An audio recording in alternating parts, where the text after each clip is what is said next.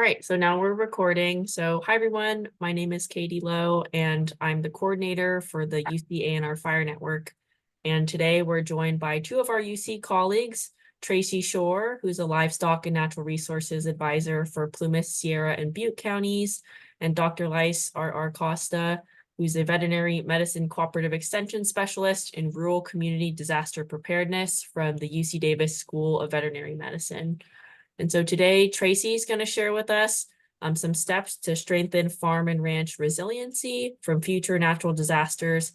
And Lais will discuss management of livestock during wildfires, and of course, emphasizing the importance of integration of multiple agencies and stakeholders in this process. And then at the end of the session today, we'll have an opportunity for you all to ask some questions and have some discussion at the end with our presenters. And just quickly before we begin, want to remind folks of a few basic Zoom rules. So if you're able to and comfortable doing so, it'd be great if you could have your camera on during the session. During the presentations, please keep yourselves muted, and then you can ask presentation or the presenters questions either using the chat function, or you can raise your hand and unmute yourself both after their presentations and during the Q&A period. So with that, I will hand it over to Tracy, who's our first presenter for today.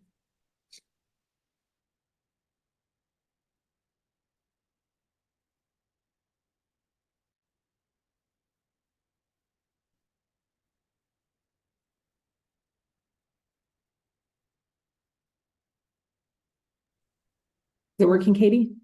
Yep. Okay, perfect. Well, thank you everyone for joining us. Like Katie said, my name is Tracy Schohr, and I am a livestock and natural resources advisor covering Plumas, Sierra, and Butte counties. And what I'm going to share with you today, I think Max mentioned it, like some cool stuff, some good things that I think we have going on. And it's not just my programming, but it's with extension advisors across the North State that have really come together to work with ranchers to try to help them be proactive for fire, but we've had to do a lot of this in a reactive way because we've been faced with a lot of fires that weren't in the history books, right? Like they're new, they're challenging. And so I'm just going to give you a comprehensive overview of a lot of the projects and just kind of touch on them. So we'd be happy to share with you additional information on what we cover today afterwards, or give you more details on it in the question and answer session. So to get started, I'm going to talk about the background in fires in the communities that I work in, about giving back, knowing the impacts of these fires on our ranching community, what we've done in extension to help them through recovery, and just touch on what we've looked at for finding solutions. And one of those solutions is the Ag Pass. And so as background, I joined Cooperative Extension in October of 2017. And the top three topics that I had in my needs assessment were water, regulations, and public lands grazing. And it started out working on those three topics, but it really changed. And you can see why by the fires listed here. The Camp Fire hit Butte County in 2018, devastating the town of Paradise and a number of small surrounding communities, as well as thousands of acres of rangelands. And a handful of ranchers were particularly impacted with the loss of livestock. There was the Walker Fire that impacted Plumas forest and grazing allotments, and I'm going to highlight the work I did on that. The Swedes Fire might be a small one, but it was when I was asked by the county to jump in and manage a shelter with just the training from the Camp Fire. When that one started out, the Loyalton Fire, where we first started using this idea of having ranchers behind lines, to the Bear Claremont Fire and the Dixie Fire. So you can see there that my career in extension has been a lot of fires. And I'll just start the presentation with a little wisdom that I got from a retired extension agent who sent me a text one day when I was kind of frustrated about the challenges. And he said, the topics that emerged during your short time as an extension advisor are not in any textbooks, as those have yet to be written. Focus on what the people in the land need and let your heart and conscience guide you in your research and activities. And I think that was really good advice that I got during the Camp Fire when these things were starting to happen in the fires. And so it's something that really is the foundation for where I've gone in my programming and working with colleagues in the North State and Extension to help producers with these devastating fires. So I think the first takeaway is during a fire, your producers don't care about anything but the fire. So they don't want to talk about pink eye or cattle health or anything else. And so they're also people and they want to give back. And so I saw that right away during the campfire is when we asked for ranchers to help us set up a facility to have evacuation center. And so that evacuation center at the Butte County Fairgrounds had 0 horse stalls. There was maybe a place to put 6 or 7 horses, but we were able, with the help of ranchers and complete volunteers working through extension networks, build a facility that held over 400 horses. And so that's just remarkable knowing that in these times of devastation, that the clientele and the producers that we're working with in the North State are wanting to give back and help their neighbors. And so I think that's the first one is where are those at? And we saw it again during the North Complex. There was a rancher that was impacted by fires down in Tulare County. And here's a picture. I went with some other ranchers to help evacuate some cattle that were behind lines that the rancher couldn't get to. And so I think it's really about community coming together and they're willing to help and just those relationships and the network that Extension has, because when this producer was in a bind, they called animal control, and animal control was dealing with the shelter animals and in turn just is like, figure out how to get the cattle out of there, Tracy. Like the county doesn't have the capacity. And so it was really down the community helping move those cattle out of the fire's path. And so there are really good stories. I'm going to highlight a couple, not some challenging stories that we've had along the way as well. And so that's the first part about, ranchers are wanting to give back, our clientele is. And so as part of being in this network of being able to help them find a place where they can help their community. The second big thing that we've seen is wanting to know what those impacts are. And so this has led to an evolving research program, and I'm going to highlight some of those projects that we have. The first one was during the campfire after the town of Paradise burned. No one knew what was in the water.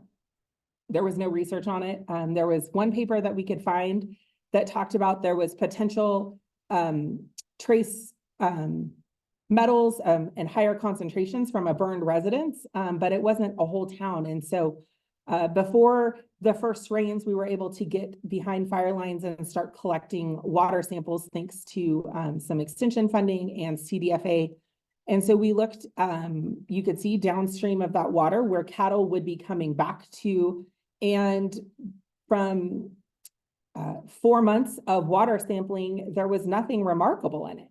And so that gave ranchers confidence to bring their cattle back. And that water results came back in a month before the state water board was releasing any data on what that water quality was. And so that was really a sign of Extension being able to rapidly deploy and get information in the hands of clientele that were needing to make decisions on where to move their cattle to. And so again, there was nothing remarkable from that. Along the same lines, at the same time frame, colleagues across Extension were looking at livestock forage quality. And so that picture there in the center is ash that was in Chico at an irrigated pasture near Chico. And you can see the pin there for size and scale that came from Paradise, 15 miles away up the hill. And so as the crow flies. And so again, these were concerns on the minds of livestock producers. What are their cattle, goats, sheep, dairy cows eating out on that forage? And so this study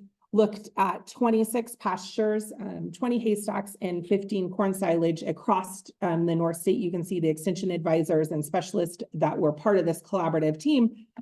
And again, from that study, we found nothing remarkable, but it was giving that information that you can't find in a textbook or online to producers to help them make good management decisions, right? They're wanting to raise healthy animals and raise healthy products for consumers to eat and their families. And so having this information was important. And Extension was there giving answers to that and providing solutions. When it came down to on the ground, one of the first on the ground projects that I had looking at forage was post-Walker fire. And this fire was not a clear out burn of allotments, but it kind of skipped around how it burned on the Plumas National Forest. And the Plumas National Forest had a historic 3 to 5 year no grazing policy that the Forest Service had used. And so working with the Forest Service, we were able to establish some monitoring that built upon some work of colleagues in the north part of the state with Dr. Roach as well, looking at meadow conditions and trends, willow health, and grazing utilization. And so we studied that for 3 years post-fire to see if there was any impact of where we had grazing animals. And again, we didn't find anything remarkable in the changes. These are low density stocking areas on these forest allotments. But what we did find was that these landscapes are really resilient to fire and bounce back. And so I really like sharing these pictures of the willow trees. There in the picture is the first picture we took when we went out a couple weeks after the fire had started and burned through this area. And you could see that the next spring, the willows had already started coming back, the green in the background picture. And then in year 2, this is in the fall picture, you could see those willows are coming back. There was nothing there, again, from that first picture right after the fire. And in year 3, you could see that the willows are recovering. And this was with grazing continuing throughout the summer months. Again, it was a low stocking and we didn't find any impacts. And so this was really important information. And it's really important because our ranchers needed a place for those cattle to go. And Dr. Hunsinger at Berkeley has been known to say in a lot of meetings, you can't just put your cows or goats or sheep on a shelf and pull them off when you want them. And so this was part of their forage calendar for those animals. And so we were able to work with the Forest Service to do some research, work with the producers as well on these allotments. We did delay grazing on burned meadows for 30 days to allow seed to set. But the results that we found from this was not conclusive that cattle were having a challenge or impact on the recovery of these ecosystems with grazing as a part of them. Another project that is ongoing right now, again, looking at how does fire impact grazing operations that have been burned, is prior to the Dixie fire, we had looked at two different ranchers, and we had looked at grazing distribution. And so we knew where those cattle were about every 10 minutes on the Forest Service allotments throughout the summer. And it was used for some genetic testing to see if there was a genetic marker for hill climbers versus the cows that like to stay in trouble and lay down in the meadows and stay down by the creeks and aren't explorers and travelers. And so that was what the original study was. And what we're looking at now using that baseline data is seeing if, as the fire has wiped out a lot of Plumas National Forest, it's opened up tree canopy, it's opened up more grassland areas. Are we seeing that these cattle are spending more times out away from the meadows than what they were previously when it was a dense forest stand? And so that's some ongoing research we have right now. And so again, working with the Forest Service in conjunction with our ranchers to put these collars on, to look at the data and to help keep our ranchers in business, right? Because again, we can't put them on the shelf. And so as part of this project, we're also looking at meadow health and browse on riparian areas, on the willows.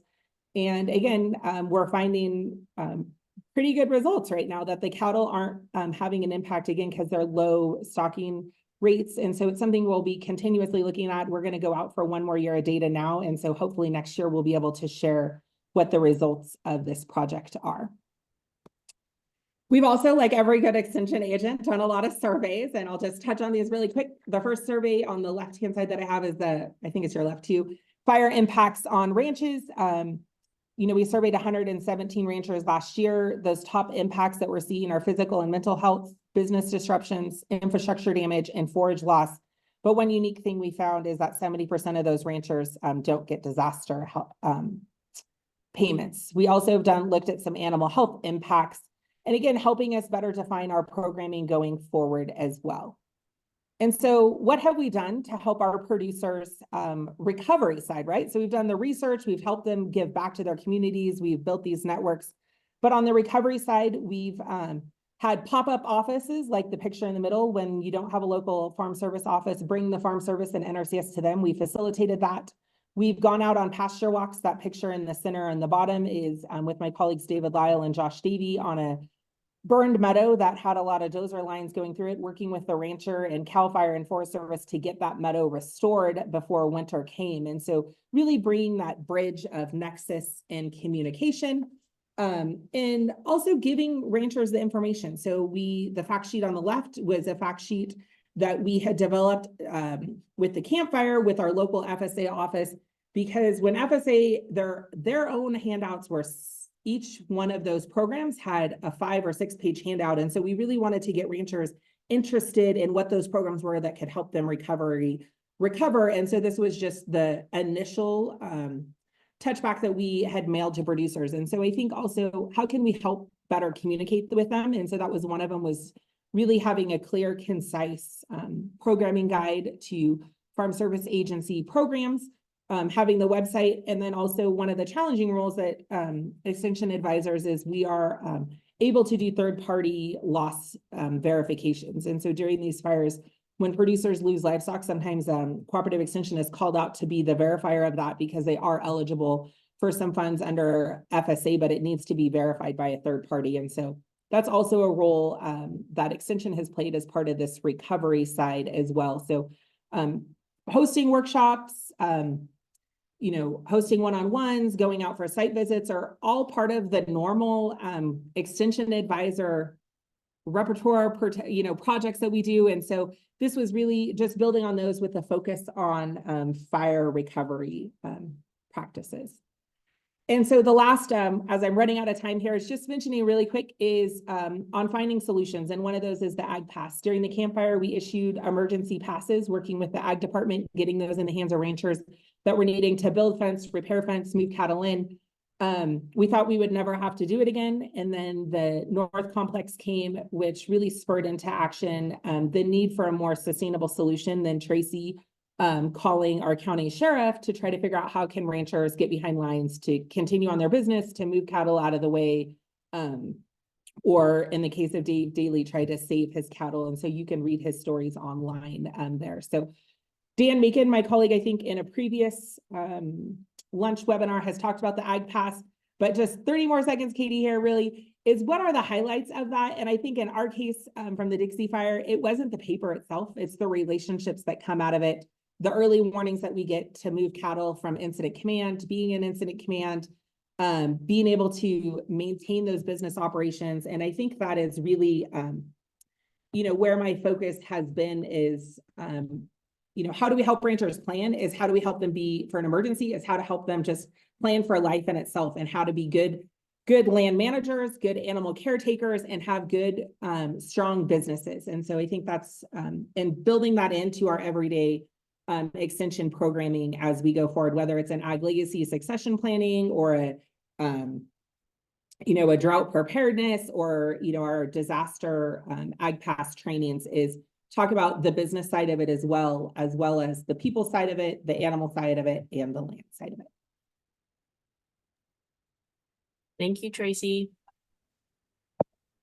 All right, with that, I'll hand it over to Dr. Costa.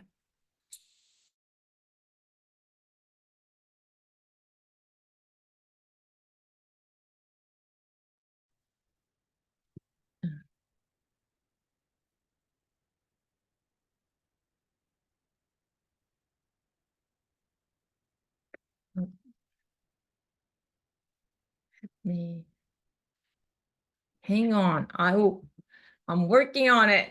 Okay. Share screen. See if this works.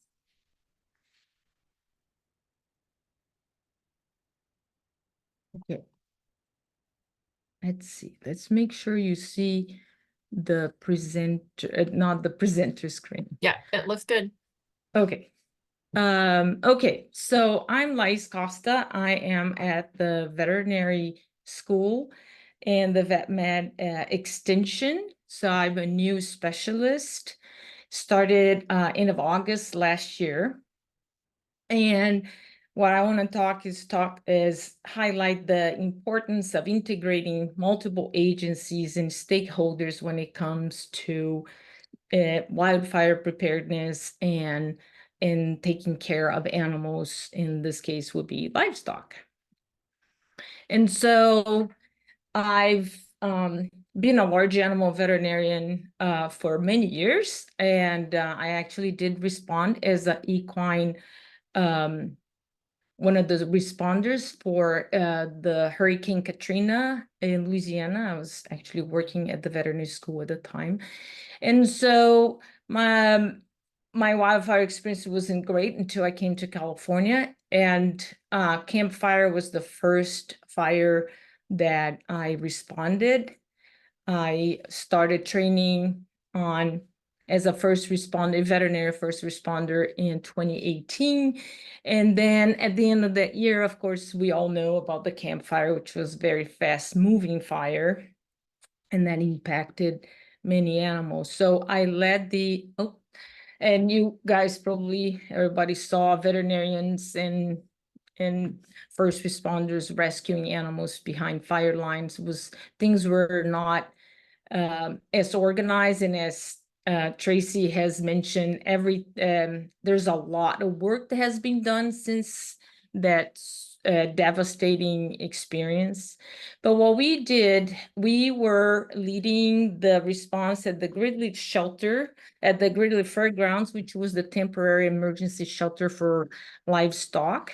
And we were there from the day that the shelter was established, work along with NAVDAG and some other groups. And we work on a lot of the things that we've done will be, those are not all pictures from the Camp Fire, just the middle one. Do a lot of intake of the animals, triage, stabilization, sending some animals to advanced medical care. Here is a sort of distribution of various fires and what we did as in the veterinary response. So this is just for large animals. So after the Camp Fire, we respond to several other fires. Mosquito fire is not here. But just highlight the number of animals that we saw in the shelters. Besides, so for the Camp Fire, there were a lot of burns because they were a very fast moving fire, whereas for some of those other fires that I had mentioned, oops, I guess we are going on cruise control here. So for the Camp Fire, there were a lot of burns and a lot of respiratory problems from smoke inhalation. Where subsequent to the Camp Fire, we start deploying teams to go behind fire lines to actually work alongside with those first responders to rescue animals and stabilize them when they were found. And so they would deploy our vet truck with a team that had identified from the dispatch that there was likely an animal in need of medical care. So here on the left is a dog that had burned paws, and they gave initial care, and then they carried the dog out. This is a recumbent horse, and this is another horse that was very dehydrated, and that was actually an LNU fire. And we all know the devastation of the fires. And some of our teams went there to just identify if they were live animals. There were some sightings, so a lot of times they would just be looking for animals. And the animals obviously that left behind either were properly sheltered in place, and we would go and give vet checks to make sure they could or should remain sheltered in place. Some had to be evacuated. This is a picture of there was a herd if you group of pigs. There were that were they were actually not harmed by the fire per se, but the access because of the downed trees had become impossible at the beginning. The teams were able to come and provide care for them, but then as things progressed, the roads were closed, so we had to rescue them. Here's a table that sort of summarizes our work for since 2018 to 2022. And the top rows here are things that we all know. you know, the acreage of the fire, when it started, how many days it burned, how many structures, how many deaths, and then how they were classified as the most destructive, like the campfire, or the largest or second largest, like the Dixie Fire. But in bold here in those bottom 3 rows, I want to highlight the counties that were affected. And the underline is the county that requested us. So for the Camp Fire, responding to 1 county, Sonoma as well. But LNU, there were several counties involved. We just respond to Solano and Sonoma County. For the North Complex, we respond only at the Butte County. So my point here is that there's a lot of integration. We're just part of it. But on the second bold line is the number of animals. And so for the campfire, we did the large animal shelter. And then we actually came after our end of our deployment, we went and helped with the small animal shelter. So a lot of those fires included some small animals. So this is kind of the total number. And the number of animals here, when I say plus, are animals that were behind fire lines. They're already evaluated and sheltered in place to decide if they have to be rescued or rescued animals. So the SIP here is actually indicating the number of animals that those teams that went for field emergency care, how many animals they actually saw. And the last line is the number of days we deployed. In some fires, we deployed for a long period of time. They were more, they had greater need. Camp Fire was a devastating fire. The North Complex, the response required a lot of help. In both instances, the group from Texas A&M came and helped with a small animal portion. The Dixie Fire had a very long deployment. It was largely small animal, and it was only for Plumas County. And then El Dorado County, both at the Caldoran and 22 mosquito fire. So a big lesson learned is the lack of planning, especially those animals left behind. But when I talk about because we worked a lot with small animal, there's a huge problem with the animals that are not brought in, and how people put themselves in harm's way, either for their personal household, the backyard animal, or their livestock. And so inability to catch, load, or transport the animals, which is a big reality for livestock producers. In many cases, lack of permanent identification. In case of the small ruminants ear tags, when they got burned, they actually lost that identification. So sometimes it was hard to reunify them. And for animals, and especially any animal, that if you lose the permanent identification, there's might not have a photo or something to really identify this animal. So there's kind of the 4 points of how this lack of planning impacted the community. So from that response in 2023, like I said, mid-August, late August, I took this role and moving from response to preparedness. And so this is kind of a little highlight of how the Rural Community Disaster Preparedness program that I'm starting. And my big task right now is to develop a needs assessment of counties and develop disaster response integration. I've interacted with some wonderful advisors like Tracy, and I think it's great to continue that work. So in terms of emerging issues, of course, we all know about the largest fires and their impact. UCNR is being leading the way on livestock community preparedness. There's a lot of resources by the Fire Network and by the UCNR advisors. Sorry about that.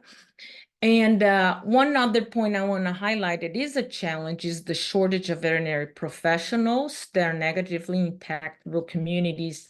And that's something that the Fire Network has put out for livestock producers, is when they what to do when they cannot evacuate, to make sure they have established veterinary client relationship before the wildfire. And that is a challenge because there is a crucial shortage of veterinary professionals, veterinarians and veterinary technicians in rural communities, and they are super important in that role of disaster preparedness. And in our experience, the better recovery, faster recovery in rural communities was associated with the existence of access to veterinary care. Here is a table that demonstrates some of the sort of numbers of veterinarians. So those are counties that have less than what is the minimum amount of veterinary assistance. So most of those counties are rural counties. So that kind of highlights the, if we just look at the numbers, that we really need to work on getting those veterinarians in rural communities. So that's one thing that I'm working on as well. So my vision for this collaborative work is this holistic approach to disaster preparedness, integration of diverse agencies, and empowerment of communities. Like Tracy has indicated, some fires, you have, the local community has to come together before they get a lot of outside help or state help. So what I see is preparedness as a continuum. As we work in readiness, that readiness, once the incident comes, it turns into response. And throughout the whole cycle, we always have to be preparing, protecting, mitigating fires. And lastly, but not least, is recovery. Recovery should be in people's minds early on in the response. And if that happens, that recovery phase here is going to be shortened. And so big highlight for me is integrating with some of the UCNR programs and working groups. So the Fire Network was the first on my list. Am I also integrating with statewide programs and with programs within the veterinary school? And here is a list of, CalES, CDFA, Listos California, the Western Center Agricultural Health and Safety, and some of the veterinary school programs.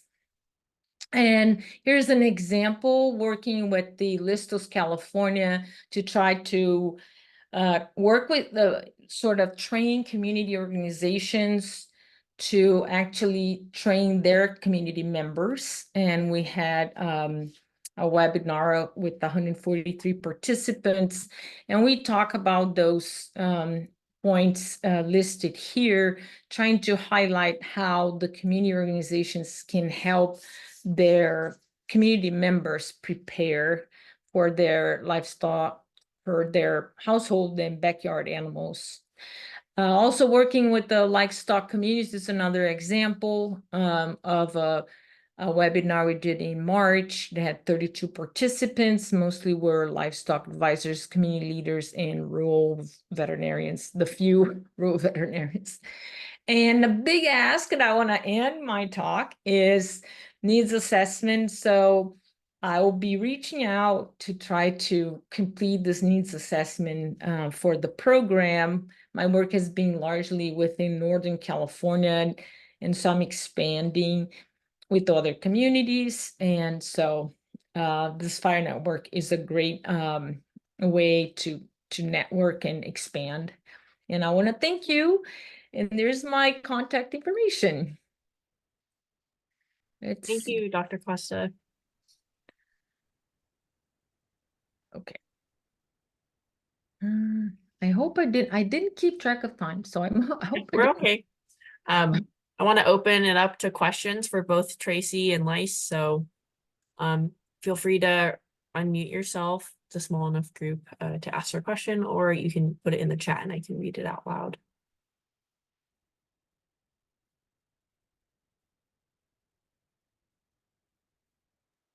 I'll ask a question.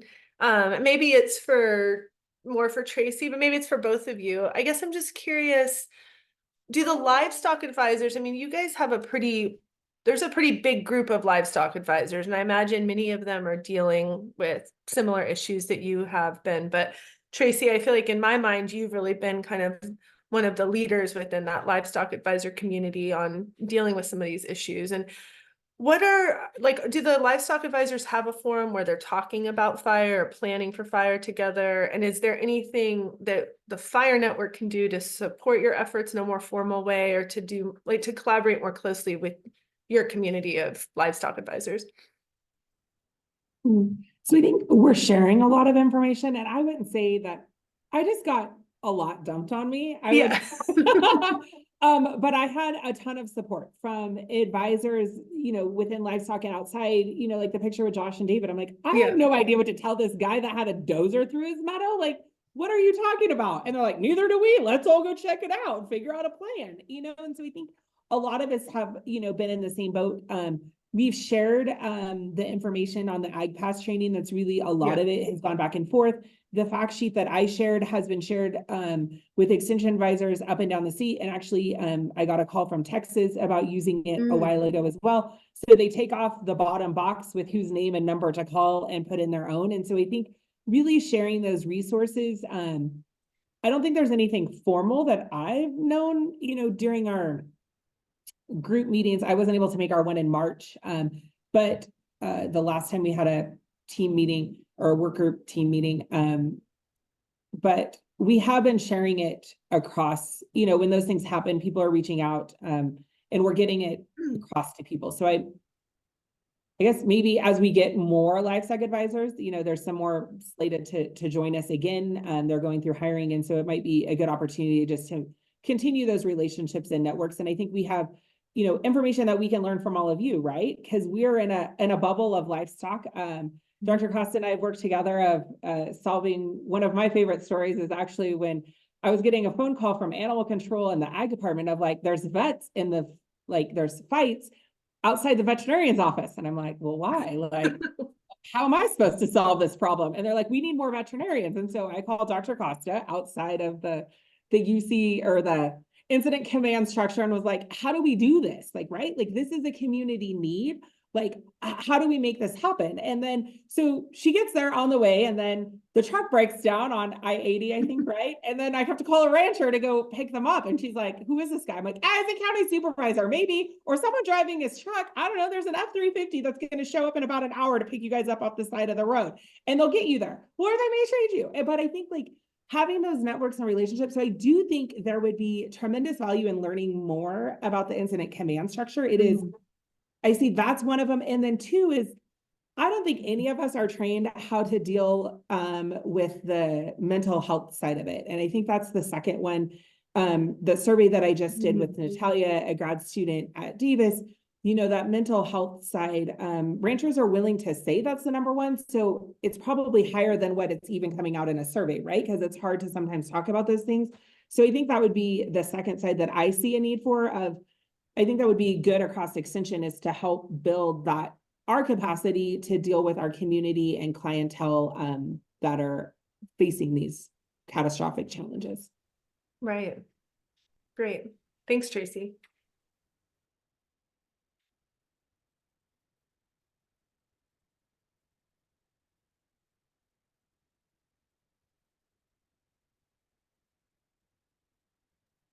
Does anyone else have a question for either of our speakers?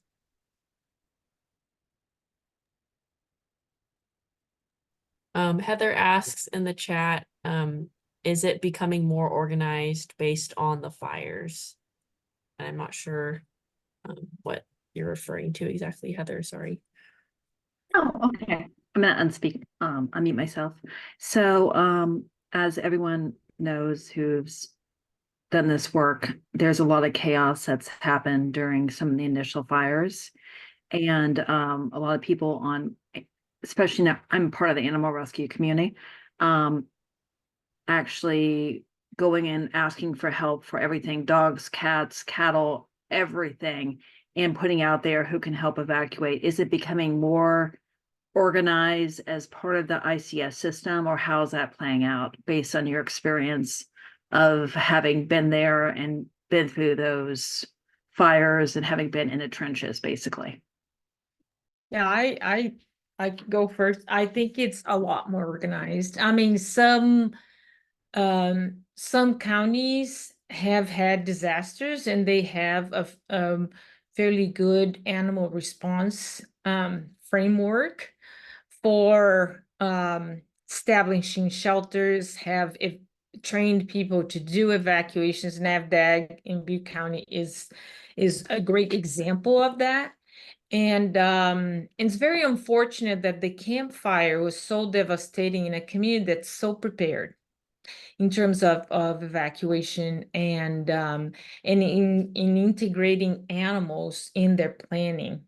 And some counties do not have even an animal annex in their emergency planning, and it's not the case for Butte County. Butte County had that, and it was hard to watch as a responder. We went there when they established the livestock shelter. We were there. They established in the morning of the 8th. We were there on the 9th. And they had to move from Camelot, which was their normal shelter, to Gridley because Camelot was sort of the fires going towards them that morning, and so but NAVDAG has been an inspiration and Butte has come together and has worked with the Livestock Pass, with their animal services, to help other counties. And after at the 2018, there were some counties were starting those community animal response teams, and now we have a pretty there are several new ones, and even the ones that existed are more organized, and there is actually a group the coalition of all those carts, which is the cow cart. And they have trainings, there's summits, they're really trying to work in that, build that response in an organized manner, following, they all trained. The ones that go behind fire lines, they all get fire line training, safety training, all hazards training, similar. And so when we look at the Livestock Pass, they are first responders. They need the same training. And so what I see from being Katrina, which was complete chaos, Camp Fire, which was organized, was too overwhelming. And then today I see a huge improvement in the organization and integration of agencies and following the ICS framework. So that's my 2 cents. Yeah, and I think just to build on that, during the campfire, like Dr. Costa said, Butte County had a ton of planning. It was overwhelming is what happened. And they were people were wanting their animals, people weren't wanting to evacuate. Sketchy characters were trying to get behind fire lines. They were trying to weed out who should be there and who shouldn't be there. And so it was just really big, really fast. But I think there's been a lot more conversations that have happened in relationship building that's gone on in Butte County. We did some tabletop exercises to prepare for using the iPass. And, is it 100% perfect? No, but it's 100% better than what we had during the campfire in the North Complex. And it's really streamlined those communications. And frankly, during the North Complex in the campfire, there was no place for production agriculture at the table during those fires. There was no way to get in. There was no one helping them. It was really based on who you know. And luckily, we're in a small rural community where I had the sheriff's cell phone number. We were able to make things happen, but I shouldn't be calling the sheriff trying to get a cattle producer behind lines. There's got to be a better way to do it. And so those conversations have happened. CDFA now has Dr. Costa and I are on a committee about animals and disasters. I think that's a fairly new revelation as well, with CDFA taking a more active part in these disasters as well.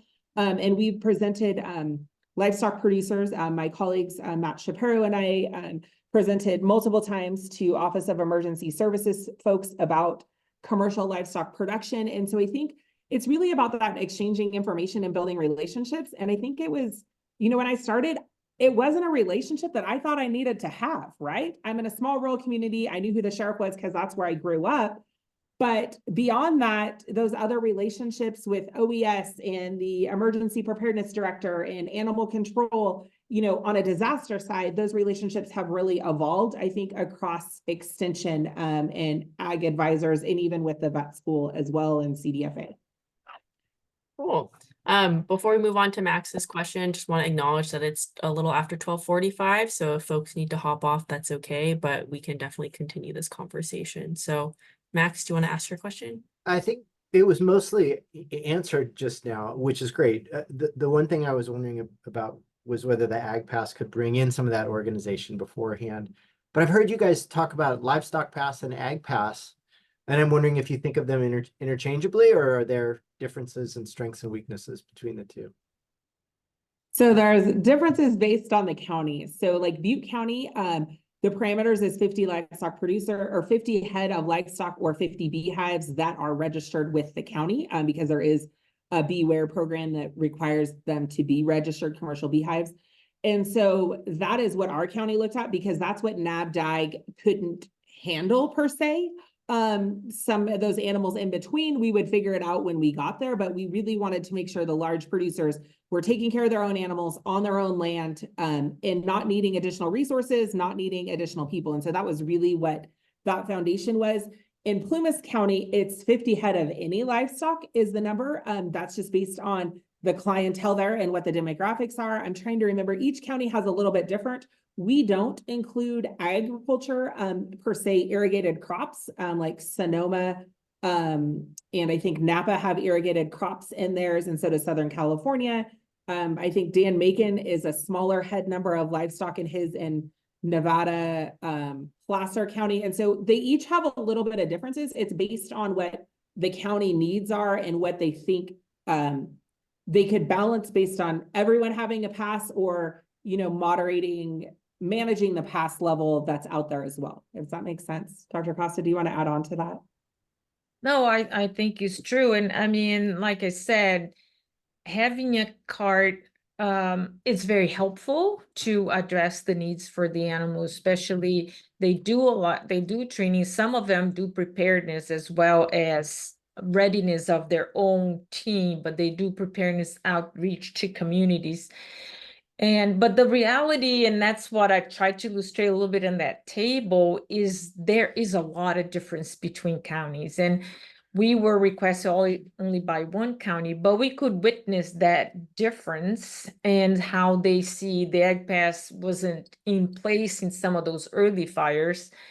And so I think the Ag Pass, I think there's a move to try to standardize the Ag Pass, but people like Tracy has led this effort, and she will be able to tell. But in the animal services side, I think there is a need for the integration. I think Butte has a great integration of the disaster response team and UCNR advisor. That's not true for other counties. Some of the other counties, they don't even know, right? But when in a disaster, you get with all those backyard animals, small producers, they have 10 sheep, 20 goats, and they're not in that livestock pass. Those are the ones that are going to end up in the fairgrounds if they don't have a network where they can bring their animals to. So I think there is a trend to try to standardize, but it's a work in progress. Yeah, and just one add on to that, like I was in incident command during the Dixie fire and the repop and evacuation meetings. My colleague Grace Woodmancy has been in them in Siskiyou County as well. And other counties, the door hasn't always been open. I think that can depend on the county, the incident management team that's there. And also it's a newer concept, right? It's one more person in these closed door meetings of knowing what's happening. But I will tell you that because of those meetings and those relationships, we did not have a second incident of the daily of losing a whole herd of cattle, because we were able to give a rancher notice when he was like, oh, I'm going to move him Sunday. I'm like, nope, you're going to move him tomorrow. And I told him the night before on a Friday night, nope, you're going to move him tomorrow morning. He's like, no, we're going to do it Sunday. I'm like, you're moving them tomorrow morning. And he's like, oh, okay, I'm moving them tomorrow morning. And they were able to move them that day. And on Saturday night, that's when the fire went from Taylorsville, North Harm, all the way back to Lake Davis and hit back to the Beckworth fire. And so it was 100% high severity through that area, and those cattle wouldn't have made it. And so it was because of those relationships. So I get there's a balance and a challenge. And I think it's untreaded water, right? And so we're, as Extension, or whether it's the Ag Department now having a place in Incident Command, it's changing their model as well of how they work with us, right? And so I think that those things are growing over time, but there's good stories that are coming out, from both Siskiyou County and Butte County. And I know Dan had some great stories during a fire in Nevada County, I think it was, Katie, you can correct me. So I think those positive stories are coming out, and, Incident Command Team wants to do the right thing. They want to help people as well. They want to help their livestock. They want to help people's livelihoods. But I think, it's figuring out how to integrate into a well-established system after the fact. Thanks. Yana? Yeah, great job, you guys. And you've more or less answered my question, but I've been looking into the Ag Pass curriculum and the standards for teaching the Ag Pass program. And so what I've learned is that it's up to the Ag Commissioner to designate when they want to offer the course and what the structure of it looks like, even though there's some standardized 4 hours worth of training. And it doesn't quite yet speak to these animal issues in the way that we understand them and the way we understand agricultural issues. So I think there's a lot more opportunity to think about how we partner to be able to better teach those classes. I mean, you all were on the ground floor really building them before the legislation created that formal structure for them. So there'll be a lot of opportunity. But my question really is about, have you gotten into or any of the OES, like the statewide OES programs, to be able to talk about post-fire after action reviews and be able to create some opportunity for training to other counties? And I raised that question because we recently had, 2 years ago, an evacuation that was triggered in Trinity County. We were seeing animals flow from Trinity to Humboldt, but Humboldt hadn't received a request from OES to set up shelters, and they needed the OES other county to designate to have Humboldt set up. And so what it did is it left a whole bunch of community groups creating crisis around there's no way for these animals to go anywhere. And it sort of created, I felt like, a lot of chaos when it wasn't necessary. Like it could have been handled more organized between one county to the next, but there was this threshold that had to get passed between those two counties before our county could come in. So we became the receiving county, even though we didn't have the designation. So I was thinking those after action reviews could be really helpful for ag commissioners and OES managers under the sheriff's office in that context. Yeah, so we've done that after the Camp Fire, we did it after the Loyalton Fire, and we've done it after the Dixie Fire, what we could have done, what we should have done. And one of those things that we've done, on that is, in Plumas and Sierra County, when they start shutting down highways, like, where are we going to send the cattle or horses? And a lot of times with the cattle, they can go to their neighbors, or we can just keep moving them. A lot of cattle get commingled, and then it's dealt with after the fact. But so we worked with the rodeo grounds, and we're working with a vet clinic to try to have more shelters than just the fairgrounds. So if those impasses get done, and then we've been able to work really well. If I've called Nevada, the state of Nevada, to have animals go to the rodeo or the fairgrounds, rodeo grounds there at, in Reno, and they just called the state vet and was like, hey, there could be horses, animals coming here because of a disaster. We'll deal with it when it happens. And so I think that's how we've been okay with it, I guess. But I think it's something that we still have maintained those communication links and relationships. But those after fire conversations have been really important. We've seen in both Butte and Plumas and Sierra counties. And have you gotten to the state OES digest, like the yearly digest where other counties could hear from this? Yeah. So we haven't there. We have done it. I've done 3, 7, 9, 8. I've done a number of the OES meetings, Okay. like where they have 20 or 30 people, the OPOP meetings, maybe. There's a lot of acronyms. I'll have to look. It was a few years ago, so I think that might be a good thing to come back with again, is just re-engagement with OES across the state. So one thing I was gonna add is, and I think it was mentioned, is CDFA has really improved their role in animals in disaster.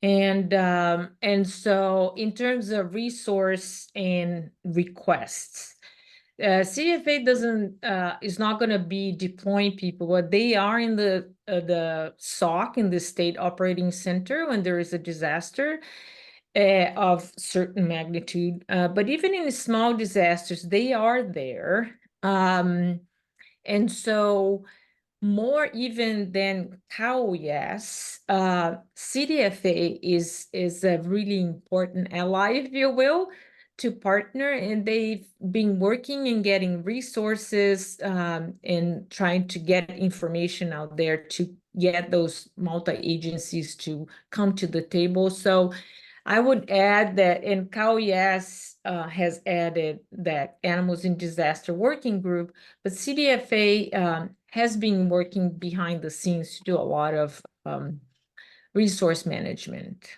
and request management. Cool.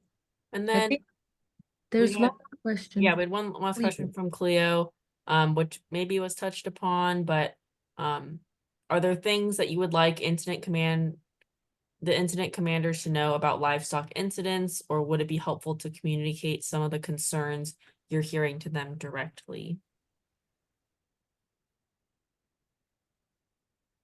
You want to tackle that first, Tracy?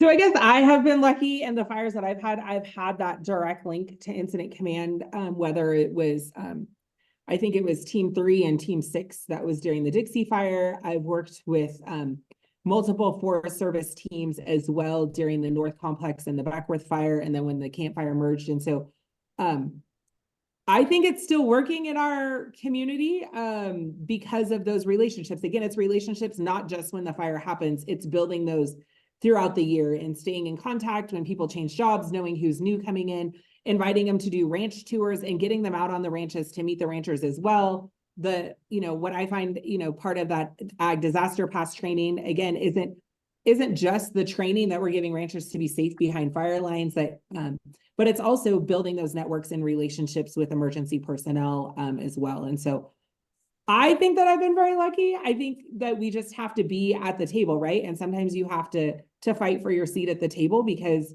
we haven't always had one there. I don't think we needed one probably in the past, but we do now, right? And we've seen value from it. And so I think, continuing building those relationships and being at the table, whether it's with CDFA, OES, the work that the vet school is doing, the One Health Center has projects going on as well. And so I think, sharing the information about AgPass, working with ranchers are, and farmers as well, and, showcasing where extension fits into it.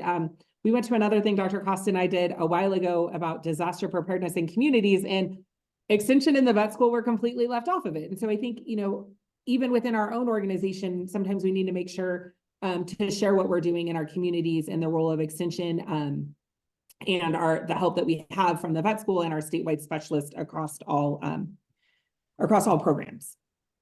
Yeah, no, I think I was just gonna add, in the incident command, there's gonna be the animal branch.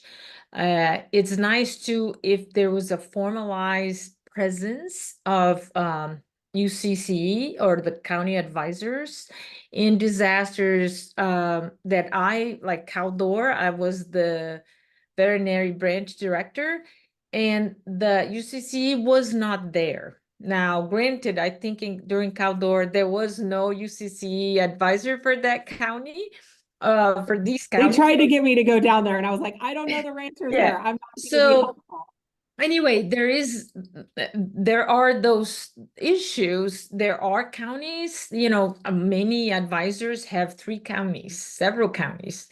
And some areas has no, there's a turnover. And so it is harder to count on them because of that and put them at the table as a default because you may not have an advisor.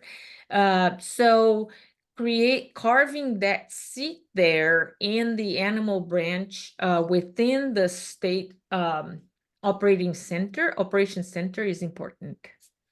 So I'll stop with that because we are a few minutes past the hour.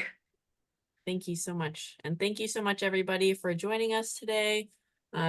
Our next fire break will be sometime in July, so we'll send out a follow-up email with details on that. And of course, if you're interested in viewing this fire break again or other ones in the past, they're all available on our YouTube channel. So thank you so much, Tracy and Dr. Costa. I appreciate it.